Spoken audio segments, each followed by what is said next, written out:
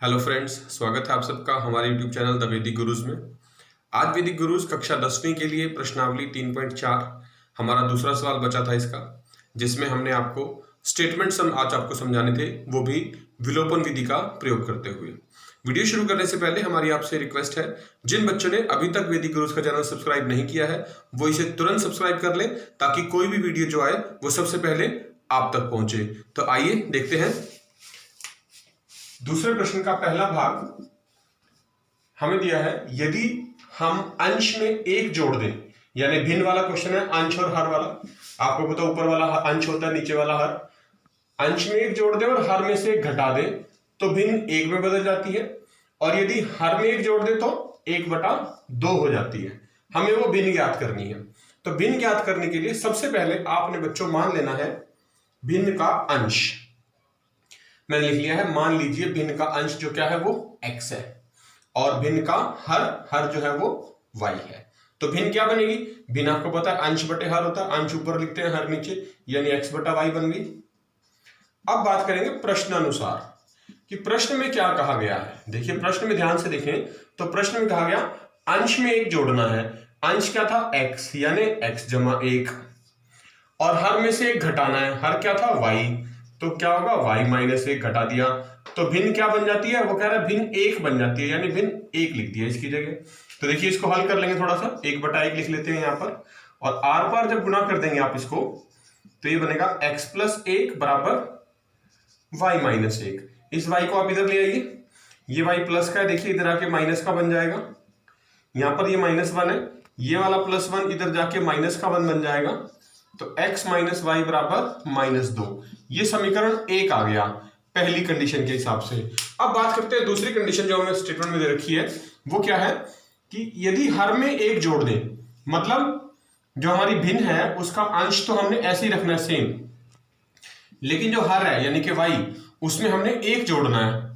तो y/1 कर दिया तो वो कह रहा है भिन्न जो है वो 1/2 बन जाती है, तो उसको 1/2 लिख देंगे।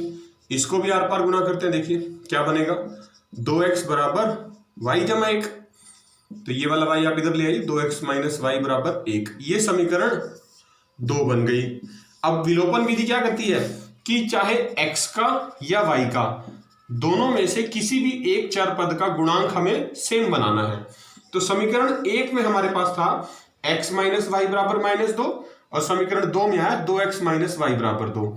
तो y का गुणांक सेम लग रहा है हमें। देखिए फिर से लिख लेता हूं मैं यहां पर, 2x - y बराबर 1 और x - y बराबर -2। y का गुणांक देखिए -1 सेम है दोनों तरफ, तो घटा कर देंगे। घटा करेंगे तो क्या होगा? चिन्ह बदलेगा, जो ये माइनस का ये प्लस का बन जाएगा, ये वाला प्लस माइनस हो जाएगा, ये वाला माइनस भी प्लस हो जाएगा।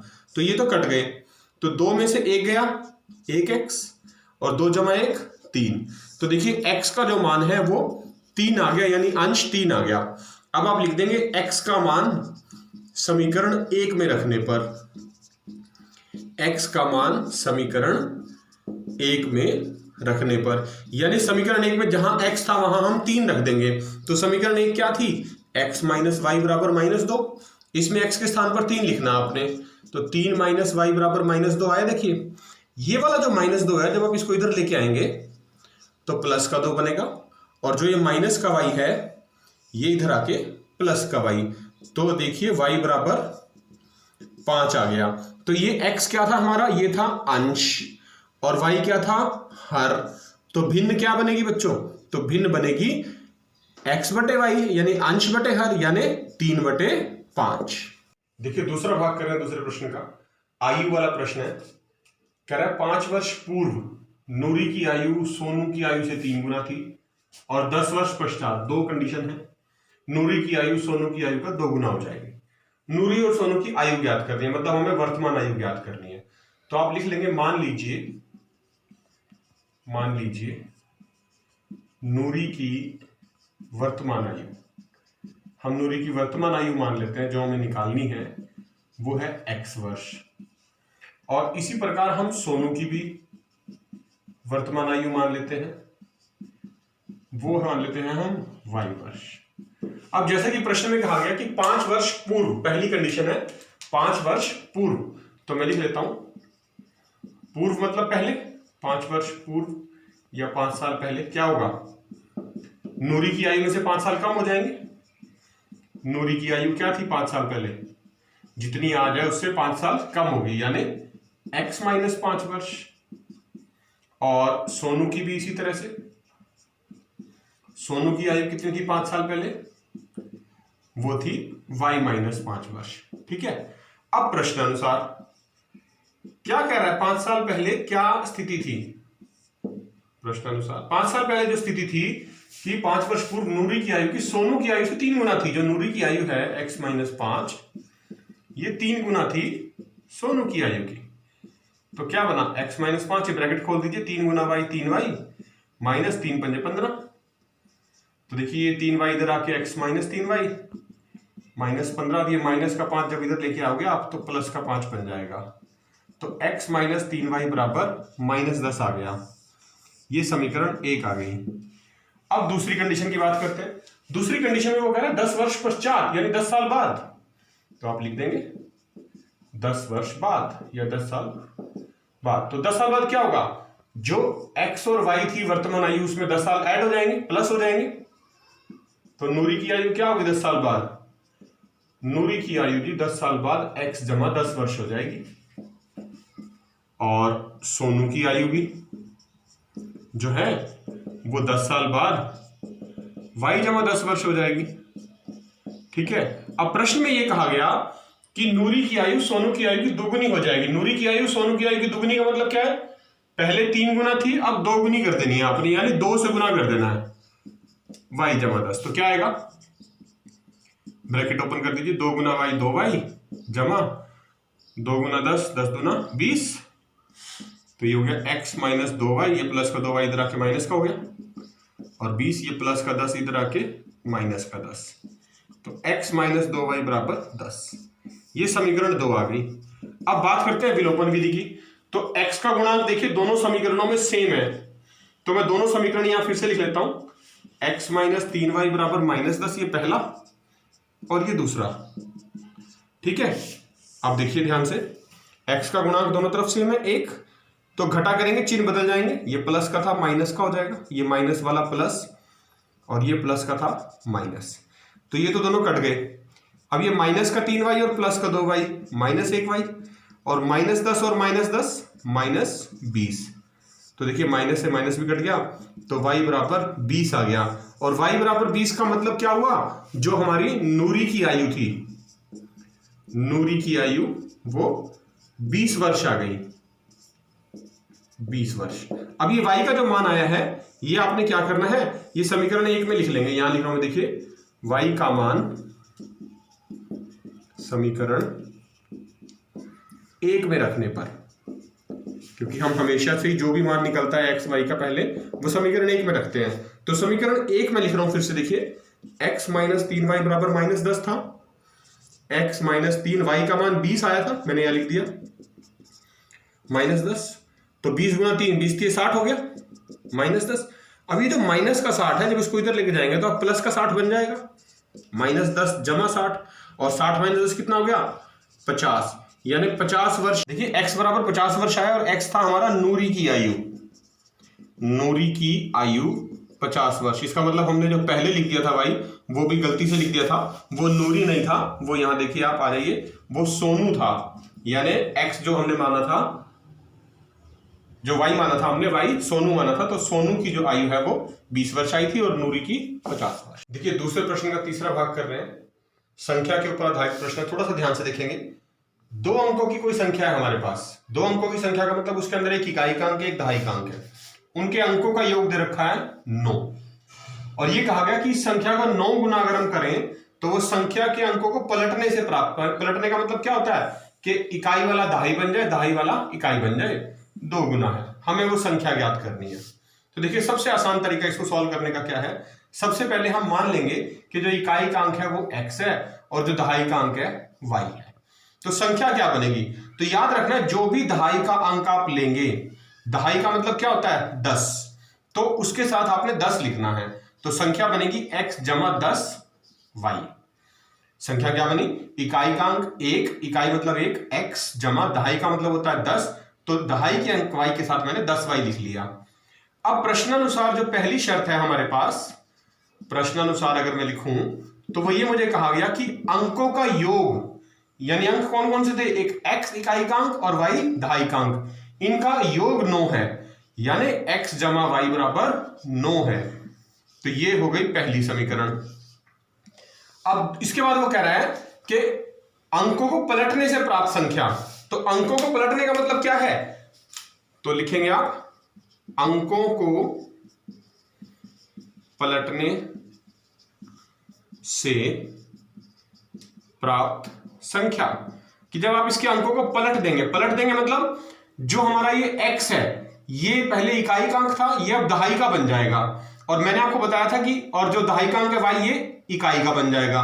तो यानी x और y का क्या होगा, ये अपनी जगह बदल लेंगे, यानी y की जगह पे x आ जाएगा और x की जगह पे y। तो अंकों को पलटने से जो प्राप्त संख्या होगी वो होगी y जमा 10x।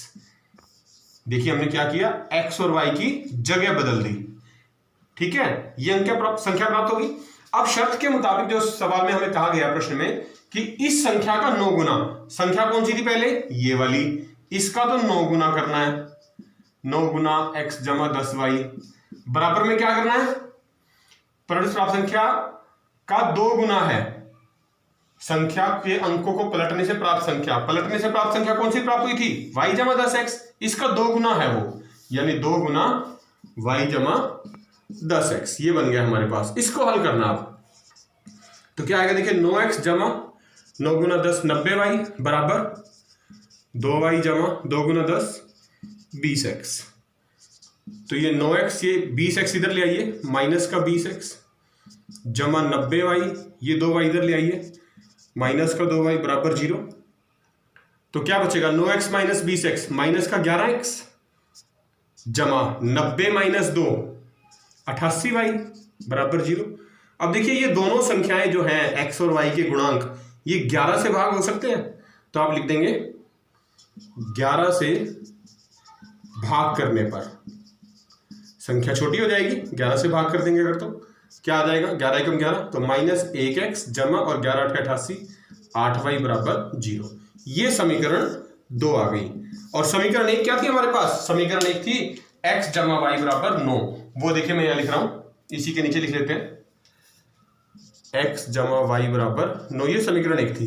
विलोपन विधि का इस्तेमाल कर रहे हैं, x का गुणांक सेम है, देखिए ऑलरेडी, कुछ से मल्टीप्लाई नहीं करना, तो बस ये चिन्ह भी उल्टे हैं, ये माइनस का x है प्लस का x है, जमा कर देते हैं सीधा, ये कट जाएगा, तो 8y जमा 1y 9y हो जाएगा, और 9 जमा 0 9, तो y का मान जो आ गया 9/9 काट के 1 आ गया। अब क्या करना है, y का मान आपने समीकरण 1 में रखना है, तो लिख देंगे y का मान समीकरण 1 में रखने पर, समीकरण 1 क्या थी, फिर से लिख देते हैं, x जमा y बराबर 9, y का मान क्या आया था 1 बराबर 9, ये एक उधर जाके माइनस का हो जाएगा, 9 माइनस 1, तो x बराबर 8। तो देखिए इकाई का और दहाई का दोनों अंक आ गए हमारे पास, y बराबर 1 आ गया, x बराबर 8 आ गया। तो संख्या क्या बनी बच्चों, तो संख्या को ध्यान रखना है, संख्या हमने जो शुरू में लिखी थी वो थी हमारी x जमा 10y, तो x के स्थान पे 8 जमा 10 गुना y के स्थान पे 1, तो बनेगा 8 जमा 10 बराबर 18, ये संख्या आ गई। दूसरे प्रश्न का चौथा भाग है, देखिए मीना जो है वो 2000 रुपए निकालने के लिए बैंक में जाती है, वो कहती है खजांची से, कैशियर से कि 50 रुपए के और 100 रुपए के नोट देने हैं उसको सिर्फ। मीना को बैंक से कुल 25 नोट मिले हैं, तो हमें बताना है कि 50 और 100 के कितने कितने नोट उसको मिले। हमने सबसे पहले क्या करना है, मान लेना है कि 50 रुपए के नोटों की संख्या x, 100 रुपए के नोटों की संख्या y। अब प्रश्नानुसार लिखना है आपने कि स्टेटमेंट में क्या लिखा है।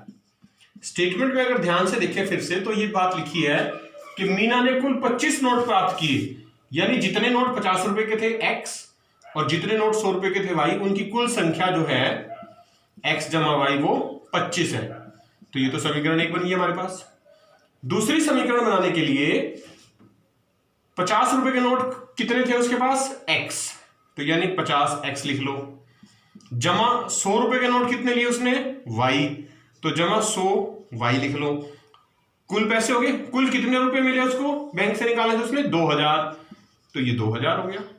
अब ध्यान से देखें तो ये तीनों संख्याएं x का गुणांक, y का गुणांक और जो इधर 2000 लिखा है ये तीनों 50 से भाग हो सकते हैं।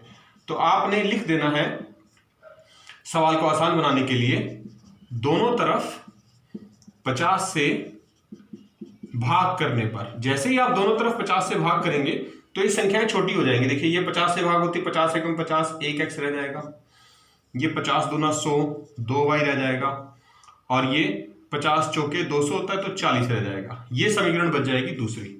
अभी जो पहले वाली समीकरण थी मैं यहां इसके नीचे लिख लेता हूं, इसको देखिए, विलोपन विधि का प्रयोग करेंगे। विलोपन विधि में आपको पता है x और y का कोई एक गुणांक सेम होना चाहिए, तो x का गुणांक सेम है, चिन्ह भी सेम है, तो घटा करेंगे, इसका मतलब चिन्ह बदल जाएंगे, प्लस वाला माइनस का हो जाएगा, ये सारे माइनस के हो गए, ये plus x minus x cut गए, 2y में से 1y चला गया, कितना बचा 1y, और 40 में से 25 चले गए 15, तो y बराबर जो आ गया वो 15 आ गया। और y क्या था हमारे पास, y जो हमने माना था वो 100 रुपए के नोटों की संख्या मानी थी, 100 रुपए के नोटों की संख्या जो है वो हमारे पास 15 आ गई।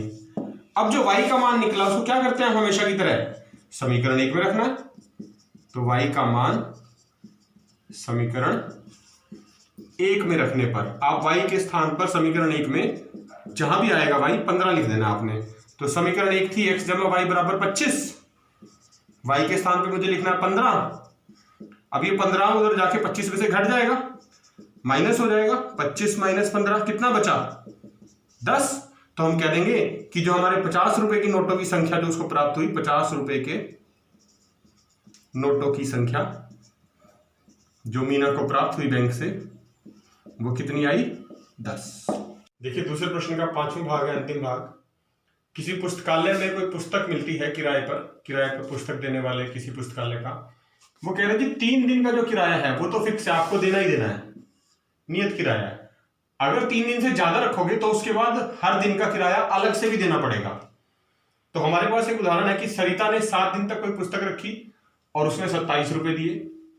दूसरी लड़की सूसी है, उसने कोई पुस्तक 5 दिन तक रखी और उसने 21 रुपए दिए। हमें वो दोनों किराए रखने हैं, जो 3 दिन का फिक्स किराया था वो, और जो हर दिन का अलग से देना पड़ रहा था वो। तो हमने क्या किया, सबसे पहले मान लिया है कि पहले 3 दिन का जो फिक्स किराया था वो x रुपए मान लेते हैं, और उसके बाद 3 दिन के बाद अगले दिन, चौथे 5वें दिन, जितने भी दिन लगेंगे, हर दिन का, प्रत्येक दिन का अतिरिक्त किराया जो है वो y रुपीस है। ठीक है। अब सरिता ने क्या किया, सरिता ने पुस्तक कितने दिन के लिए रखी, 7 दिन के लिए। तो 7 दिन का मतलब क्या है, देखिए उसको 3 दिन का किराया तो 1 देना पड़ेगा, और 7 में से 3 के 4 दिन का किराया अलग देना पड़ेगा। तो 3 दिन का जो किराया है वो तो फिक्स है x रुपए, और जो 4 दिन का किराया है वो हर रोज का y रुपए है, तो उसके हिसाब से 4y बन गए। और कुल कितने पैसे दिए उसने, 27 रुपए, तो x जमा 4y बराबर 27, ये समीकरण 1 बन गया। उसके बाद दूसरा उदाहरण है दूसरी लड़की सूजी का, उसने पुस्तक रखी 5 दिन की। 5 दिन का मतलब क्या हुआ, फिर से भाई कि 3 दिन तो अलग प्लस और 2 दिन का किराया अलग, क्योंकि 3 दिन का किराया जो है वो तो फिक्स है, देना ही देना है, x रुपए है वो। 3 दिन का जो किराया है वो तो फिक्स है, देना ही देना है, x रुपए, और 2 दिन का जो किराया है वो y रुपए के हिसाब से जमा 2y। और उसने कितने पैसे दिए सूसी ने, 5 दिन के 21 रुपए, तो बराबर में 21 लिख देंगे आप। तो ये देखिए ये समीकरण 2 आ गई। अब विलोपन विधि से हमने इन दोनों समीकरणों को हल करना है, तो मैं फिर से लिख रहा हूं, देखिए x जमा 4y बराबर 27 और x जमा 2y बराबर 21। इन दोनों समीकरणों में x का गुणांक सेम है, चिन्ह भी सेम थे, तो बदल दिए, घटा कर रहे हैं, plus x minus x cut गए, 4y में से 2y गए 2y, और 27 में से 21 गए 6, तो y का मान कितना आ गया 6/2, यानी y बराबर 3 रुपए। यानी ये तो प्रत्येक दिन का जो किराया था रोज के हिसाब से वो देना ही देना था। अब हम लिख देंगे y का मान समीकरण 1 में रखने पर, हमने y का मान समीकरण 1 में रखना है। समीकरण 1 क्या थी, x जमा 4y बराबर 27, जहां जहां y लिखा है उसके स्थान पे 3 लिख देंगे, क्योंकि 3 रुपए हमारा रोज का पर डे का किराया है, 3 दिन के बाद जो देना होता था। तो ये आ गया 4 गुना 3, 4 3 12 बराबर 27, और ये 12 उधर जाके माइनस हो जाएगा आपका, 27 माइनस 12 बचे कितना बचेगा बच्चे 15। तो x बराबर 15, यानी ये 15 जो था ये नियत किराया था पहले 3 दिनों का, वो तो हमें जो देना ही देना होता था, तो नियत किराया कितना आ गया 15 रुपए। तो देखा बच्चों आपने, ये थी प्रश्नावली 3.4 का दूसरा प्रश्न, जिसके पांचों भाग हमने आपको आज विलोपन विधि की सहायता से समझा दिए हैं। उम्मीद है आपको ये बहुत अच्छे से समझ आए होंगे। आपने इस वीडियो को लाइक जरूर करना है, कक्षा 10वीं के जितने भी और बच्चे हैं उन सब के साथ शेयर करना है और उनको भी बोलना है देखने के लिए, ताकि उनको भी प्रश्नावली 3.4 में विलोपन विधि बहुत अच्छे से समझ आ जाए। और वैदिक गुरुज आपसे फिर से ये रिक्वेस्ट कर रहे हैं, अगर आपने हमारा चैनल सब्सक्राइब नहीं किया है तो अभी सब्सक्राइब करें और बेल आइकन बटन दबाना ना भूलें, ताकि जो भी नया वीडियो आए वो सबसे पहले आपको मिले। वैदिक गुरुज की आपसे यही रिक्वेस्ट है, अपने घर पे रहिए, सुरक्षित रहिए, स्वस्थ रहिए, स्टे होम स्टे सेफ। वैदिक गुरुज बहुत जल्द फिर मिलेंगे, तब तक के लिए थैंक यू।